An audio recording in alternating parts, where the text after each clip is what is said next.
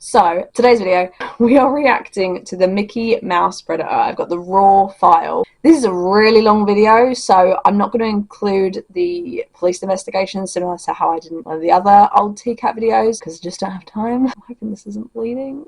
I shoved my earrings through my ear without looking, and especially this one I struggle with every single time. Anyway, we need to have a look at background. Jeffrey Stacy. Oh yeah, he's the one. It's a question.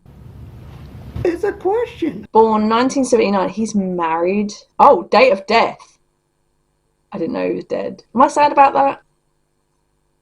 Jeffrey Douglas Stacy was a potential predator. I hate that they call them potential when they've been literally convicted. I know someone's explained it to me before, but it still fucking annoys me. He was featured in the Greenville, Ohio investigation of To Catch a Predator. Stacy is one of the most famous suspects in the entire series due to his iconic quotes and high-pitched voice that make him sound like Mickey Mouse or Winnie the Pooh. Don't do Winnie the Pooh like that. Especially as someone who went to Winnie the Pooh afternoon tea last year for her birthday. Don't do Winnie the Pooh like that. He was 27 at the time the deli worker initiated contact with perverted justice decoy. The decoy had posed as a 15-year-old girl named Sadie. Despite being well aware of the decoy's age, Stacy deceitfully claimed to be 21. Not that that makes any better. Stacy immediately engaged in inappropriate conversations, questioning the decoy's preference for older men. If you're 21, would you even consider that older men if you're 15? I'm not saying that that isn't predatory, of course, but normally when you say older men, you're thinking someone 30 plus. Stacey immediately engaged in an inappropriate conversation and expressing a desire for her to witness him nude. This is why this sort of background is important, because sometimes when you just see the interviews, you go into it naive to what these predators actually are. They are not naive predators. This person is 27 years old at the time of this sting. They knew what they were doing. He further crossed boundaries by inquiring about the possibility of engaging in oral or vaginal sex if he were to undress completely. Yeah, because that turns a 15-year-old on. Stacey also raised the topic of the decoy's virginity card. Of course he fucking did. They always do. They always want a virgin because they can easily manipulate them, or they are too naive to them being bad in bed, or the fact that how small they normally are. And when she mentioned needing to go to bed, he disturbingly asked if she would sleep naked. Why are you asking a 15-year-old that? If I had a kid who was 15 years old who was getting text messages like this and I found out about it, I would want to cut the person's off. And I don't think I'd be wrong for that. Before ending the conversation, he broached the subject of fucking hell, swallowing semen. Jesus.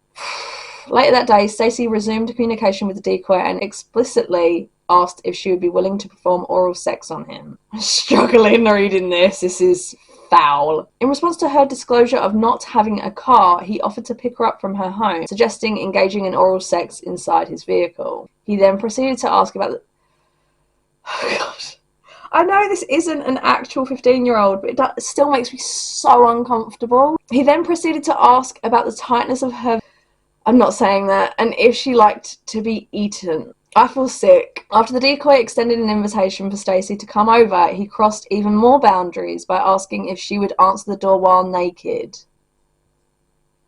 Even if that was a consenting adult, who the fuck does that? When the decoy declined, Stacey persisted, asking if she could wait for him in her room, naked with her legs spread, so he could perform oral sex. No, why? So this 21-year-old has never met this girl ever and asked, before I even get there, before you've even seen me in person, be in your room completely stark bollock naked with your legs spread, 15-year-old, and be ready for me to come in to... Fuck me, what the hell? I'm still unbelievably shocked by this sort of shit. Fucking hell. Oh God, I keep seeing sexual things. I'm not even at the confrontation yet. So he further inquired about the presence of pubic hair.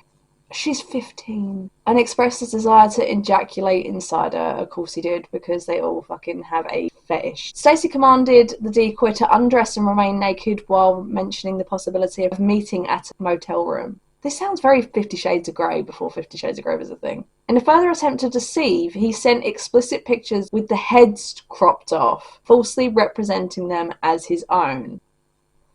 Sorry, I can just imagine Googled good body, cut the head off. Yeah, that's me. When he was anything but. Stacey repeatedly emphasised his expectation for the decoy to be nude and ready for sexual activity upon his arrival. Yeah, because that's what a 15-year-old wants. Despite harbouring concerns about the decoy's identity as a potential law enforcement officer, clearly didn't worry him that much, he decided to proceed and drove to the location of the sting operation. Right, fuck. Here we go. Ready? Because I'm not. Over the peat bags again. What am I asking for?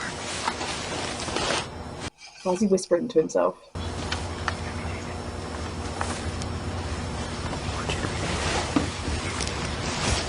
Just be aware of the fact he's asked this decoy multiple times to answer the door naked, to be ready for sex as soon as he walks in the door. I'm gonna go up and get ready, okay?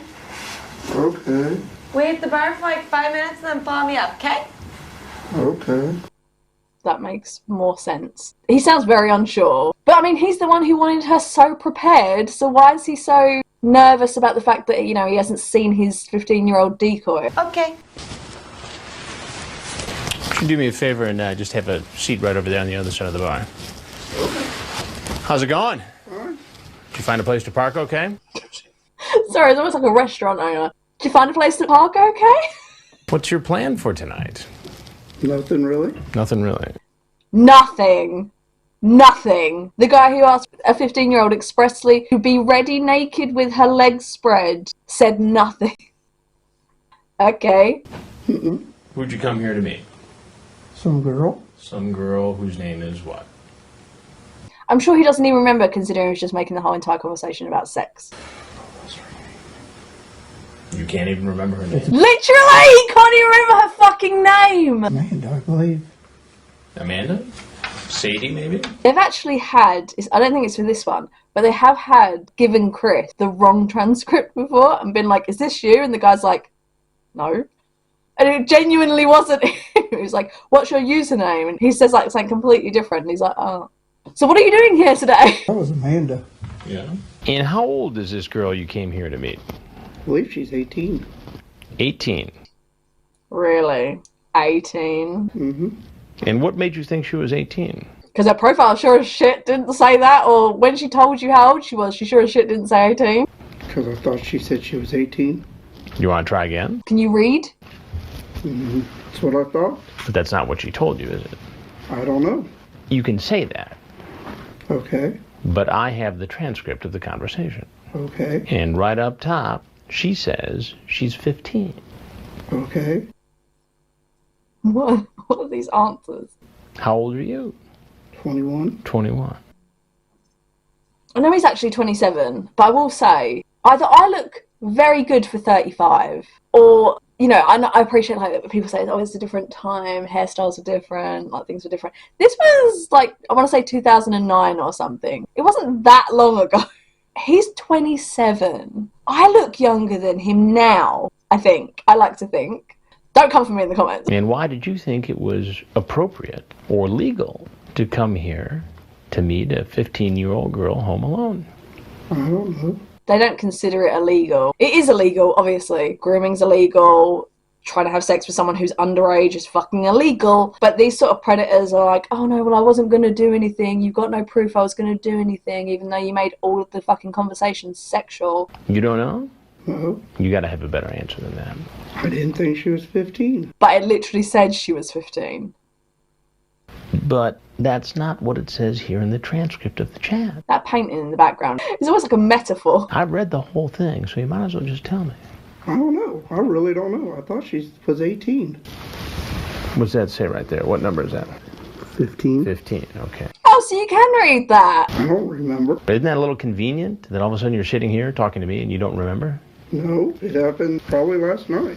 Whole 24 hours ago. But he wanted a virgin as well, don't forget. He was also talking about her pubic region, but he didn't know she was 15. Even at 18 and him being 27 is fucking creepy. I've said this for ages. I genuinely think that it should be staggered up to the age of like at least 23 to 25. 16 can have sex with 16 and 17. 17 can have sex with 17 and 18. Because the amount of people that prey on these fucking age ranges is creepy.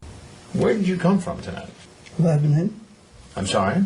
Lebanon. Say it again. Lebanon. Lebanon? And where's that? Cincy. In Cincinnati. How far did you drive? I don't know, maybe an hour. We've seen longer. That's what she said. And do you often chat with underage girls online? Oh. No. So this is your first time? Mm-hmm. You know, I hear that a lot.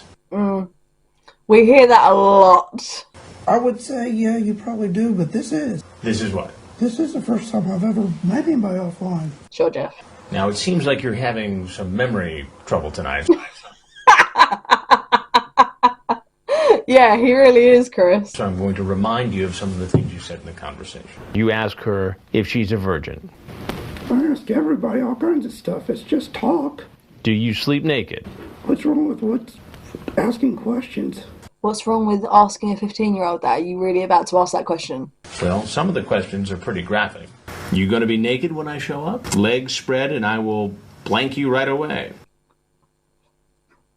Ew. Okay.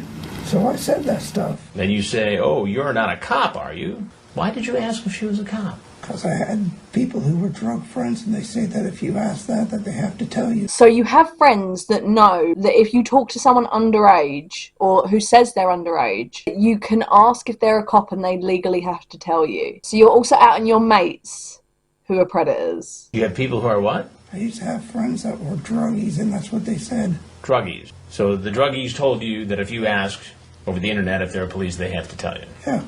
So that's what you did. Mm-hmm. And why were you worried that it might have been a police officer? Why were you so concerned then? Didn't know she was 15? I ask everybody. Just out of habit? Yeah. It indicates you're doing something wrong. Worried that if it was a police officer, you could get in trouble for what you were doing? No, because I ask that to everybody. To everybody. So you spend your time on the internet at night asking people whether or not they're cops, whether or not they sleep naked, whether or not you can perform sex acts on them.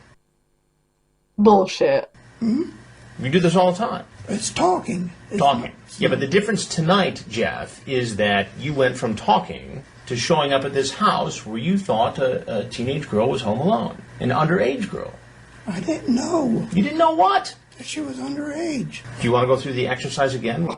Where we talk about what age is right here in the chat? No, because I don't remember. You don't remember. I don't remember seeing the age. But you remember, I imagine, everything else you were talking about that was sexual. Then why were you so worried about whether or not this was a police setup? Because I ask that to everyone. You ask her if she's horny. What's wrong with that? Of a consenting adult, technically nothing. Of a 15-year-old, a lot. You ask if she does anal. It's a question. That's what he says that about? Jesus. I know, but you're asking a question to somebody who identified themselves as an underage girl. And in this state, that is against the law. Do you get that?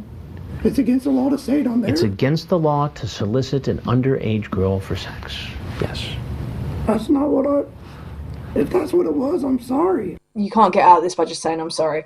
This is the thing that will always frustrate me, is that there's been this Giselle Pellico case. There's been a 70,000 men WhatsApp group, them talking about having raped their mums or sisters or any women in their families and shit. And that's just a small percentage, and people were saying I actually can't believe it. Some of these people were just plumbers. They were just everyday normal guys. Exactly. Women have been screaming about this, shouting about this for years, and men don't fucking listen. It is so frustrating that and I do mean this, every single woman has been sexually fucking harassed or sexually assaulted, raped, emotionally or physically fucking abused.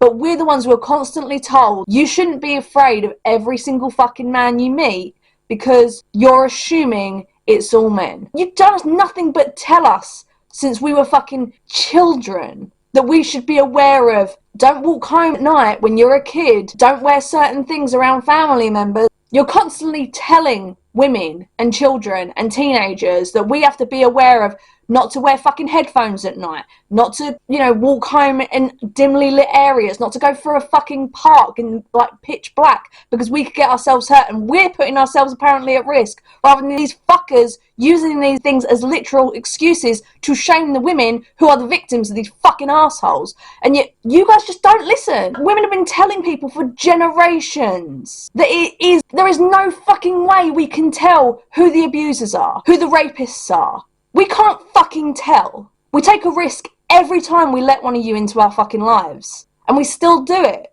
But the second something happens to us, we're shamed for it. We should have known better. We should have done better. Why didn't we leave? Why didn't we do this? Why didn't we fucking do that? What was my point? For TCAP, Hanson vs. Predator, and Hanson's new fucking series, whatever the hell it's called, they have proven multiple times that it can be preachers, teachers, just your everyday truck driver, or your neighbour, someone who lives around the corner, someone you may know from the fucking train. Like, they've been showing you it can be anybody who is a predator, anybody who is an abuser, anybody who's a fucking rapist. When you're a kid, you're told, you assume it's a creepy ass guy who looks like a predator, when actually it could be anybody. So just because this guy fucking sounds like Mickey Mouse doesn't mean that there aren't plenty of others. Sorry, I had to get that out. I didn't know. You also sent this picture of yourself. Yes, I know. That's you. And then you sent these pictures too. It's all that. Just phony pictures. Just phony pictures. Well, how come you cut the heads off? I didn't. I just found them that way. Yeah, okay. And you were trying to make believe that was you, or what was the purpose of that? I don't know. It's just talk. It's nothing. Doesn't seem to fit there. I know it doesn't. So what were you trying to do with all this? Nothing. Lure a 15-year-old. What were you going to do if you had showed up here and a girl was here and I was not? What would have happened? Probably a whole lot of nothing. A whole lot of nothing. Maybe a kiss or two, but probably wouldn't go farther. You asked her to be fucking naked multiple times, and apparently it's just going to be, just a kiss or two. Did you bring condoms with you tonight? No. No, because he apparently said that he wasn't interested in using a fucking condom. Did you not read the messages, Chris? Didn't plan on it. Didn't plan on doing that. Did you bring alcohol in your car? No. Wonder if his voice is as high when he's talking to the police. It's just talking. It's just talking. Are you being treated for mental health problems? Yes. But after all this sex talk, It's just talk to me. Sorry. This dude has the audacity to say he asks everybody if they're horny and then doesn't ask Chris. yeah, but what you're saying now conflicts with what you said online. It's online, though. So you just made it all up. All Yeah. play, all chat. Mm-hmm. The difference is, Jeff, you showed up. It was wrong to fucking text those things, let alone show up after asking a girl multiple times to be fucking naked and ready for you. A 15-year-old. I didn't know it was wrong to show And up. that shows intent. I wasn't intending to do it. It's just talk to me. Just talk. Mm-hmm. Do you do this all the time on the internet? Sometimes, yeah. Are you addicted to the internet? No. Are you sure? How often do you talk on it? I don't know. Every day, maybe. It's just talking. I don't see the internet and real life are two different things. But you're there in real life right now. So it kind of made the situation very fucking real, even if you don't see them as the same. They are. You are talking to somebody. Whether it was a 15-year-old or not, he was talking to somebody incredibly sexually. What says on the internet doesn't mean that's what I really think. Fuck's sake. Majority of the time when people talk on the internet, they say what they wouldn't say in real life because they can. They don't have to see the person in front of them. So they have less filters on them. There's a reason why people are more racist and homophobic and anti-LGBTQ. There is a reason why those kind of social norms go out the window for them, because they think, well, no one's going to catch me. No one knows who I am. Well, that would be easier to believe, Jeff, if you didn't show up here tonight, where you thought a young girl was home alone. No, I really didn't. Well, I knew she was alone. Why would you be here? I mean, I knew she was alone, but that didn't mean much to me. You're an adult. She's a child. Okay. There are laws protecting children. Okay. Do you get that? Yes. I don't think he does. He seems like one of these predators, like Jeff Sokol. It's like, well, unless I actually do something, you can't catch me, which is not the case. Do you understand that? Yes. Do you get why teen girls at a certain age cannot give consent? Yes. So you understand why there's a problem? Yes. So what do you think should happen to you? I really don't know. I mean, I'm sorry if all this happened. I'm sorry all this. It's really a misunderstanding. A misunderstanding. How many times have we heard that? I really did not intend on anything, really. Maybe meet to her, talk to her. But come on. You know what you said. I don't know what I said on there, but that's what I'm saying. It's just talk to me. Jeff, do you ever watch television? Sometimes. You ever watch Dateline NBC? No. Chris is offended. I'm Chris Hansen, and I'm a reporter for Dateline NBC. And we're doing a story on adults who try to meet Bring those cameras up, boys! teens on the internet. If there's anything else you'd like to tell us, Sorry, that boom mic just like almost right in his face. we'd like to hear it. Nope. If not, you're obviously free to walk out that door. Sheriff's office, get your hands up! Get off the ground! That's it. Shove his face in that cold cement. Oh, someone's going to take that really badly considering he's currently actually been buried. You know what I meant? Can you hear me? Yes. How old are you, Jeff?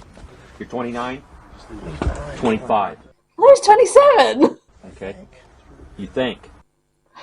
Firstly, how do you think what your age is? Normally you know. I will say I was talking to my tattoo artist a few months back. Did have to think about my age for a second because I was like, I'm almost 35 and when I come towards my next age, I kind of just automatically like get into that mindset. I had to really think about, oh, I'm still 34 at this time. He said, to be fair, when you get into your mid-30s, it all kind of just melds together. I was like, exactly. 33, 34, 35, I did not remember my age half the time because I'm like, I'm in mid-30s. There's a difference between 27 and 25. And also in your 20s, you're very aware of your age because you're aware of how close you're getting to 30. But 30s are the best years. Are you under the influence of any drugs, alcohol, or medications? Or you have any mental disabilities that prevent you from understanding what's going on here? I have epilepsy. Say it with me. Mental illnesses or, disabilities do not make you predators. Do you understand what I'm saying to you? Yes. Okay. I'm going to read you your rights. If you have any questions, you tell me, okay? Can I just be shot? Can you just be shot? Don't tempt me. You have any questions about the rights I just read to you? Okay. Go. He's acting like a fucking child. They got caught doing something they shouldn't do when he's actually a 27-year-old fucking man. I'm pretty sure this is the guy, he grabs a pen and goes to like stick it in his neck or something to take the easy way out. No.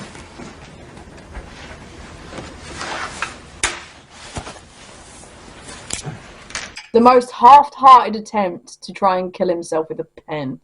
Fucking pathetic. Aftermath and death. So following his arrest, Stacey faced a charge of attempted unlawful sexual conduct with a minor, a fourth-degree felony. Opting for a jury trial, he thought he was going to get sympathy. Stacey proceeded through the legal process and was ultimately convicted. As a result, he received a sentence of 6 months in jail and probation. 6 fucking months? For a fourth-degree felony. Fucking hell. In addition to the incarceration, he was required to register as a sex offender. Furthermore, he had to relinquish his personal vehicle and bear the financial responsibility for police overtime costs incurred during the investigation. Interesting. Didn't even know that was a thing. Stacey remained on probation until 2010 and was subsequently removed from the sex offender registry in 2017. In 2015, he formed a connection with a woman named Leanne through an online platform. The two began dating and their relationship progressed to the point where Stacey proposed in December 2017, resulting in their engagement. They later exchanged vows and got married in June 2018. During this time in the same year, Stacey's association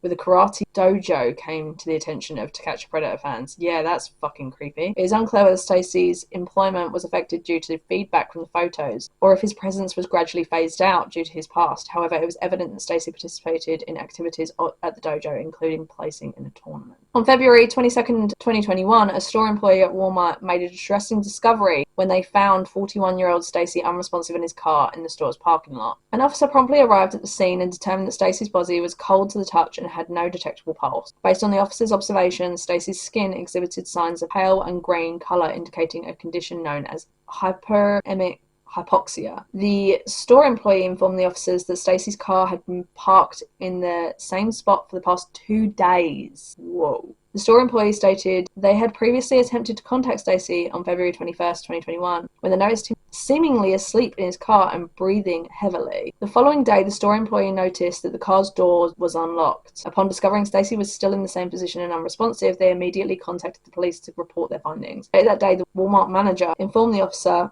who had inspected Stacey's body that Stacey had arrived at the store on February 20th, 2021. After locating Stacey's wife at their apartment, how did she not notice he was gone for 2 days? Officers delivered the news of his death. Initially, his death was presumed to be a result of natural causes. However, following an autopsy conducted on his body, the coroner concluded that Stacey had passed away due to intoxication from a combination of morphine, diazepam, and prazolam. I don't fucking know. These are very long words. Some sort of cardiovascular disease and obesity being contributing factors to the overdose, basically. Officers discovered an email addressed to Stacey's mother and sister in which he detailed an abusive marriage and his wife's alleged threats to accuse him of rape. Whoa. Well, let's not believe a predator. After the death of her husband, Leanne continued to reside in their apartment without paying rent. As a result, in July 2021, the apartment complex received a court-ordered eviction notice for Leanne. Subsequently, an officer affixed the eviction notice to her door, which stipulated that she had 10 days to vacate the premises. 3 days later, Leanne set her apartment on fire and then went behind her apartment and set a lawn chair on fire. Whoa, I was going to say this woman doesn't seem mentally stable, but then who married to a predator would be? While both her and her neighbours' apartments were destroyed in the fire, fortunately the neighbours were not present during the incident. 3 fucking days later, a different neighbour who lived next to Leanne reported to the police that she had entered their apartment without permission and stolen medication belonging to his wife and children. The neighbour stated that Leanne gained access to their apartment because the front door was left unlocked. I'm not blaming you, but your own safety, everyone. Lock your fucking doors. When law enforcement arrived at the scene, they discovered Leanne sitting in the lawn chair behind her own apartment. Empty pill bottles were scattered on the ground nearby, and a clear plastic bag filled with pills was found in her purse. An officer approached Leanne and questioned her about entering the neighbour's apartment. Leanne admitted to going inside the apartment. The officer proceeded to arrest her and read her the Miranda rights, which she acknowledged. However, when asked for a statement, Leanne refused to provide any further information. Consequently, she was taken into custody and transported to jail. Oh my god, on July 30th, which is like 6 days later, following the processing of evidence from the fire incident and the issuance of a search warrant, an officer visited Leanne at the jail for questioning. When asked about the fire, Leanne initially claimed that her family members, who did not reside with her or in the same city, were responsible for causing it. When pressed by the officers to explain how her family could have started the fire, Leanne insisted that the officer already had the information. The officer continued the inquiry, asking if her family had instructed her to start the fire. Leanne responded affirmatively. When questioned about the motive behind such instructions, Leanne again suggested that the officer was already aware of the reason and that she was living in a state of torment. Eventually, I feel like she's not mentally stable. Eventually, Leanne admitted to intentionally starting the fire, stating that she believed her family members intended to start a larger fire and she felt compelled to initiate a smaller fire because they had the opportunity. Leanne described pouring olive oil on the kitchen counter using fire starters to ignite the fire. She mentioned that she believed the oven had caught fire as well and claimed to have reported the issue to the property managers. However, upon investigation, no fire damage was found in the oven, and the property managers denied receiving any reports regarding the matter.